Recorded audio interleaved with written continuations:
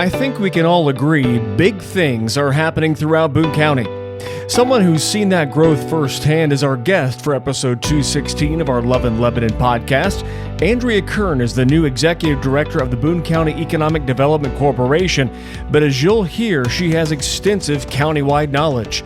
Andrea recaps the hiring process and what she's been doing to hit the ground running in her new job. Episode 216 of the Love in Lebanon podcast starts now. Welcome to the Love in Lebanon podcast, highlighting all the great things happening in Lebanon, Indiana. Have an idea for an episode? Send an email to loveinlebanon@lebanon.in.gov. Hey everybody, welcome to episode 216 of the Love in Lebanon podcast. Joe LePage here, the City of Lebanon Communications and Community Development Director. Our guest this time around has been here before, but this is her first time doing the podcast in her new role as Executive Director of the Boone County Economic Development Corporation.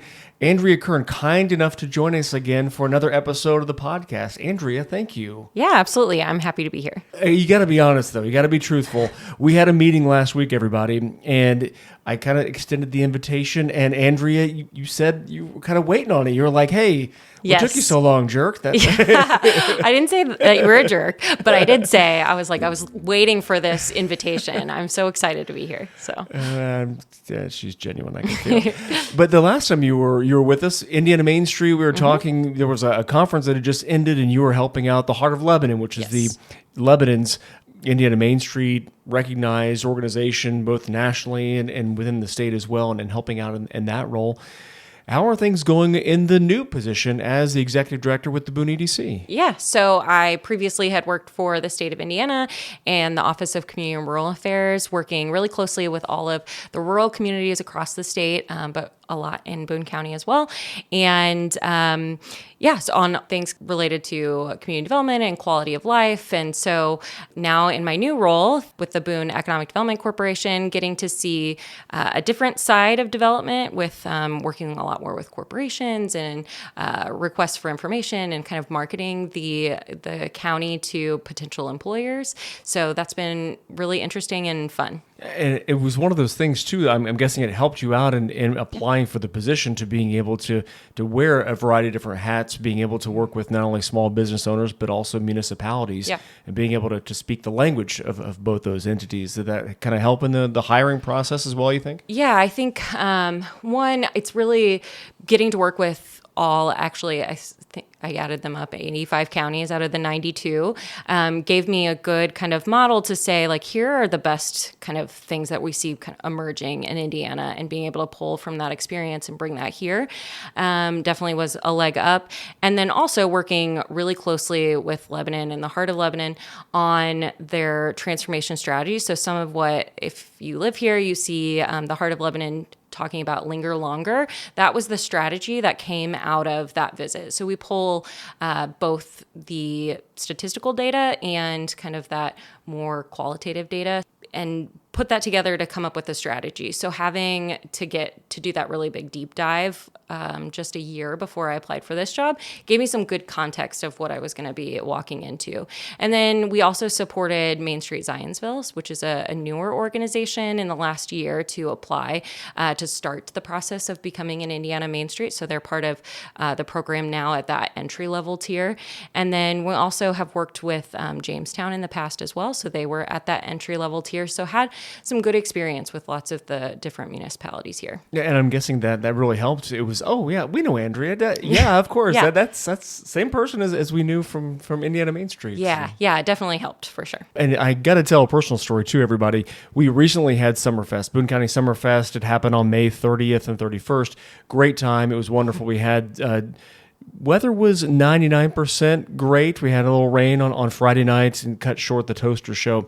But on Saturday morning, we tried to do some pickleball and have some people lingering longer, to use the alliteration and the phrase that you heard Andrea mention as well.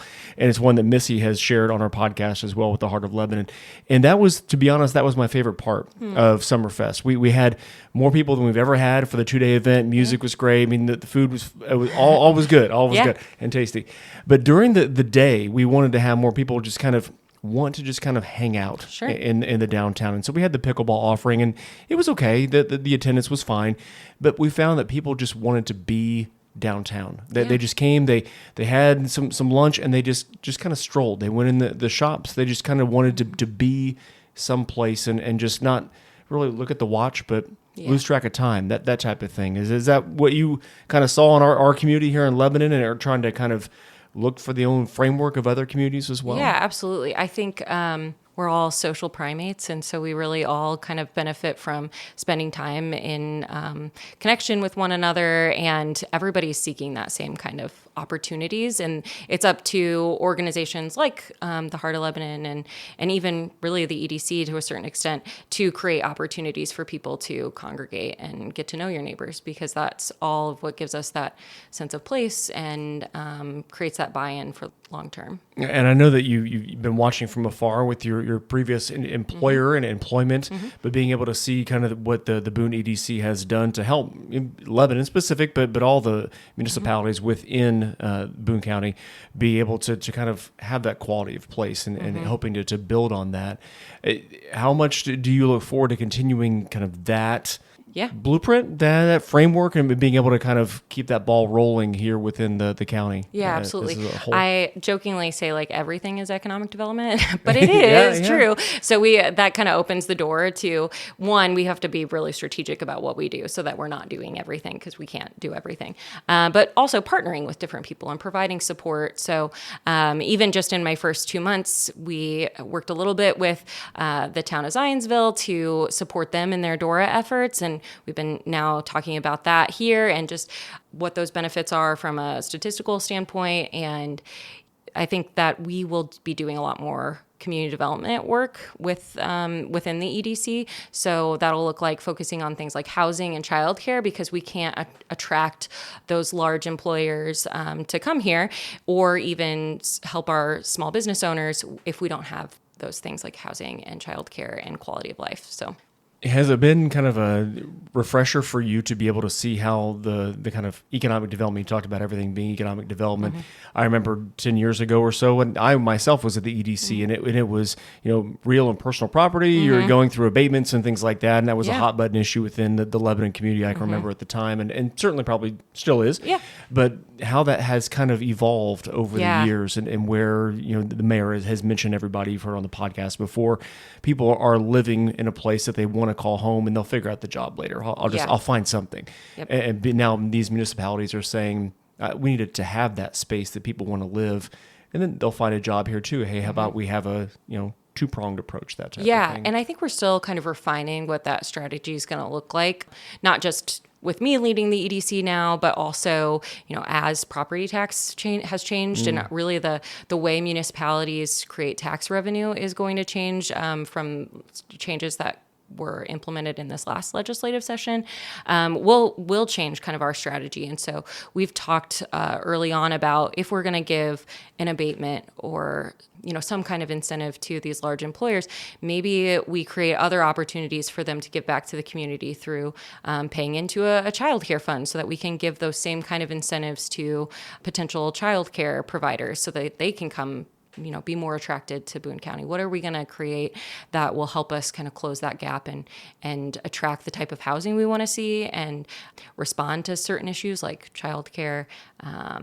So we're thinking through like the whole incentive process as being a little bit bigger than just, do we give a property tax abatement to a company when they come here? And to be honest, that's refreshingly tangible, because usually when you have a company X come in, then like Piranha, all the nonprofits and those fundraisers will hit up that company X and getting the money that way to be able to do their programming, which is a noble cause and totally understand it. But this seems to be more tangible, where it's helping. Now we're all on the same team. Let's help meet the needs that we've got. I think one thing I've noticed in my short time here is that there are a lot of nonprofits that are trying to support this large community.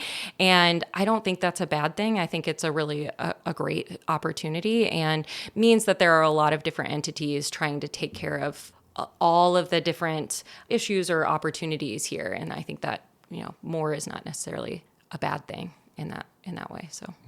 Everybody, you're listening to episode 216 of our Love in Lebanon podcast. We've got the new executive director of the Boone County Economic Development Corporation, Andrea Kern, here with us, her second time, and hopefully not the only two times we chat with her on the pod. What about the job really attracted you to the position with the EDC? Because it seems like it's 2 months in, and there's a lot of info, and it's fire hose drinking at its finest, that type of thing. What about the job attracted you to it, and what was the process like before they said, "Yep, you're our executive director"? Yeah, it was a robust selection process. So that was good though, because it created a lot of buy-in for me too, to be doing a lot of that research ahead of time to kind of start creating the strategy before I was even in the seat of what that was going to look like, and pulling from my experiences across the state to say like, oh, that's a great model in X county and we could do that here. And I don't see anybody doing that. And I was really interested in doing something on the local level. When you're at the state, you get to touch just a little bit of everything and maybe be a big part of the funding, but not actually get to do any of the implementation. And so really wanted to seek out a new challenge for myself. Like I think that there's a lot of, a lot of growth comes from challenging yourself to learn new things and actually do what you are preaching. So we spent a lot of time at the state level going around to all of these communities and saying, not like you should be doing this, but a little bit of that. Like this is what good community development looks like. And so being able to go out and actually practice what you're preaching was really important to me personally. And then Boone County, just the incredible opportunity that's coming right now, and being able to be in one of the fastest growing counties in the country and certainly in Indiana, just creates so much abundance and great opportunity that I think was really attractive. Yeah, and I think I know the answer to this, but glad that you went through all this, that there had no regrets along the way. No it regrets. hasn't been like, okay. No. I'm so excited. One thing that the board kind of said to me as we got further in the interview process was that it was an opportunity, a blank canvas for me to paint my own picture.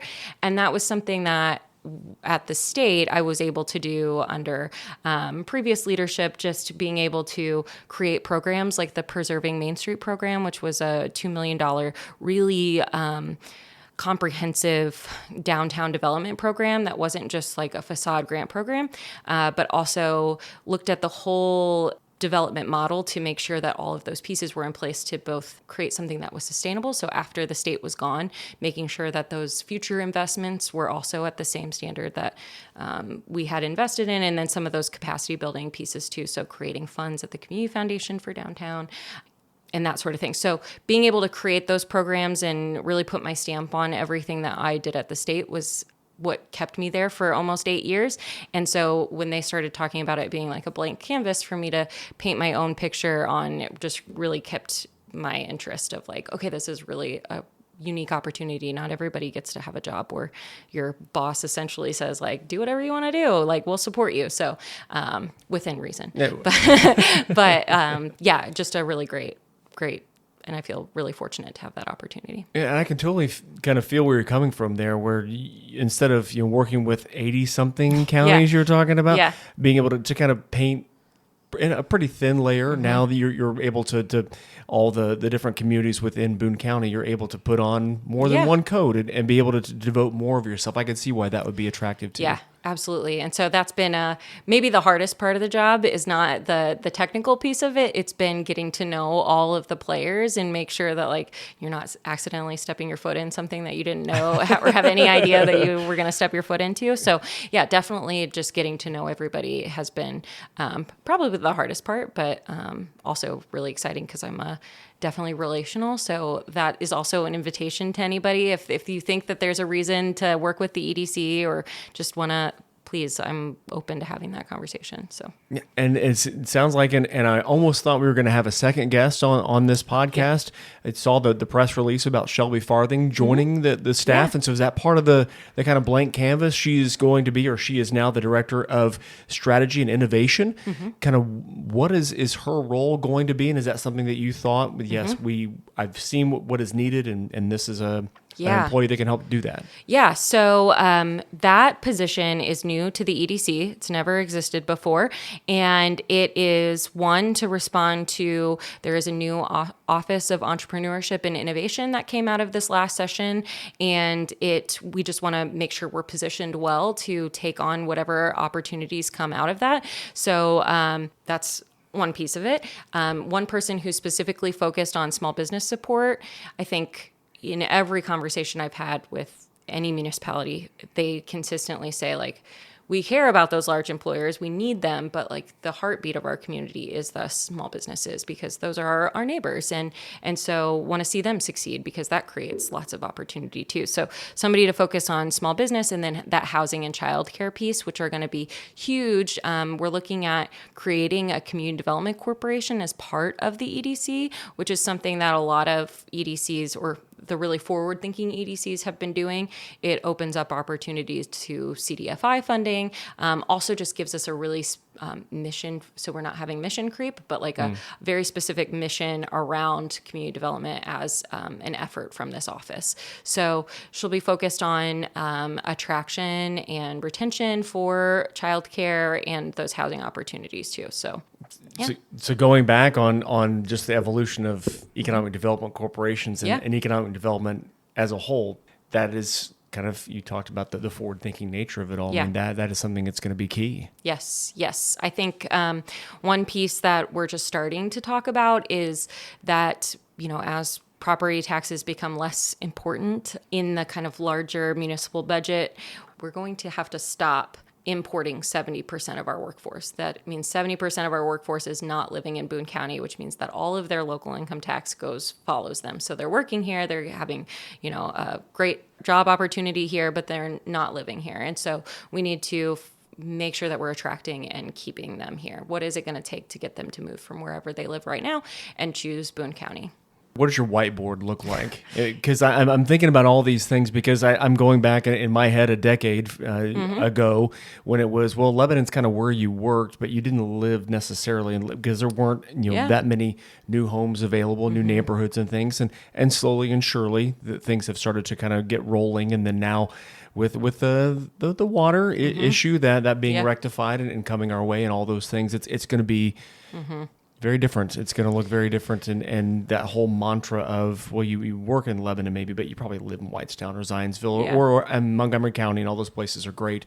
But how that whole thing has kind of evolved and changed and will be different. Yeah, I think especially around housing, I was surprised to know or to learn that only the average household size is just over 2 people now. And so I think people are approaching housing with this very like single family zoning. Everybody wants 2,800 square feet, but that's not the reality of what the market actually is. And so creating opportunities, that might be why a lot of people are choosing Whitestown, because there is a lot more opportunity for those just over 2 household, two-person household.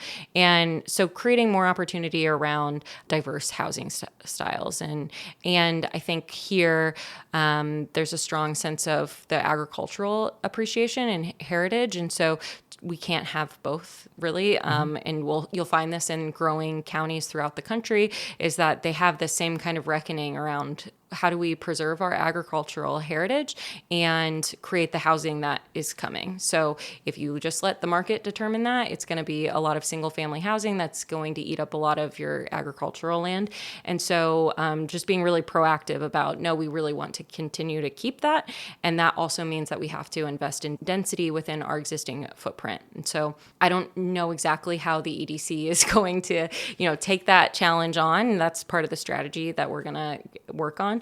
But I think it's important to start having those conversations and talking with people so that they understand that we might have to create more density, which scares some people, but is important to making sure that we're also meeting that other desire that a lot of people have, which is keeping that agricultural footprint. And it sounds like you, through your experience in those 80-some counties, you've seen similar or very much the same issues of growth and being able to have an ag community be prominent and continue to be so, even with the growth that is taking place currently and will in the future. Yeah, there's great models, especially around, the Cincinnati, Louisville area, up in Chicago as well. Like, there's no reason for us to repeat the same mistakes or missteps that other communities have made when we still have opportunity right now to make sure that like we take control of this or, determine what our destiny is going to be. And so a big piece of that too is through community engagement. And so I envision our office doing a lot of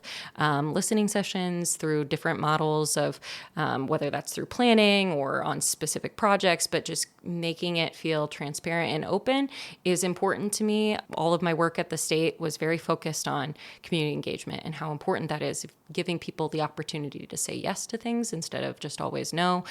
So yeah, that'll be important too. We've started that already with Voices and Vision. So my first month here, we hosted 2 listening sessions where I just kind of laid out like, hey, this is who I am. This is what I want to do. How do we get there and partner with everybody? And so we're hosting one of those in Thorntown with all of the business leaders and later in June. So I envision we'll be doing a lot more of that too.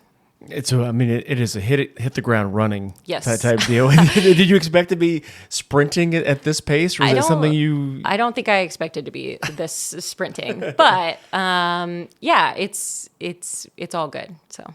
And it sounds like too the board is helping you out as well, being as diverse as they are, where it's not an us versus them, ag versus growth, that type of thing. It can be a both and that type of thing. Are you getting that vibe from them so far? Oh yeah, we have a great board right now, and envision adding more committees and board seats that can continue to support that. There's a lot of people. There's no shortage of people who want to be involved with the EDC. So that's really exciting.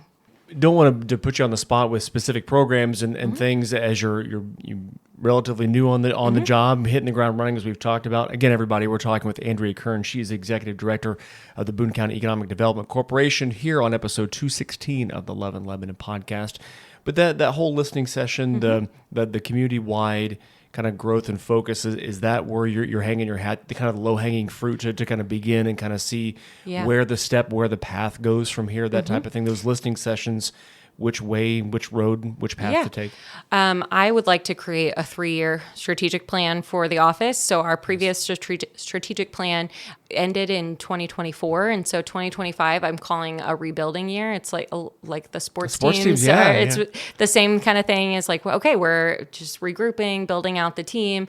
And I plan to very early in the fall, have a strategy of what 2026 and the next 3 years will look like so that we can get some of that refinement process, working with people to say, I don't think you got that right. Or here we would be a great partner on that. So also seeking those opportunities to partner with different organizations. So yeah, my goal is to have that out in, September, October of this year. Excellent. And if people are listening to this podcast and they've seen the Jen social media post that has 5 things to get to know Andrea a little bit, if they want to get your ear and be able to chat with you a little bit and maybe not be involved in the listening session, but still want to share thoughts and opinions with you, okay to share your info on the body of the podcast, things like that? Yes, absolutely. Accessible? Yes. And you guys are located right on Indy Ave, right off the interstate right there. I say you don't even have to stop. You just keep driving off 65 right to our office. Is that not one of the more unique exits I've never off the seen an interstate exit like that before. And we get a lot of people who want to buy our building or the neighboring building because we're right on the interstate. So we're not for sale. So maybe I should say that right now, or maybe not. The price would have to be there. You go. Right, there that's right. Well, Andrea, thank you so much for joining us. Second time around on the podcast. We had to have the whole team back in some future episode, having the whole crew. Yeah, maybe here. when we have a strategy together about how we're gonna, or maybe a program to launch. That would be really nice. A program to launch, kind of the results of the listening session. I could totally see that. Yeah, thank you for the invitation. I'm excited to be here. Yeah, everybody, thanks for listening to this episode of the Love and Lebanon podcast. More episodes coming your way soon. Take care.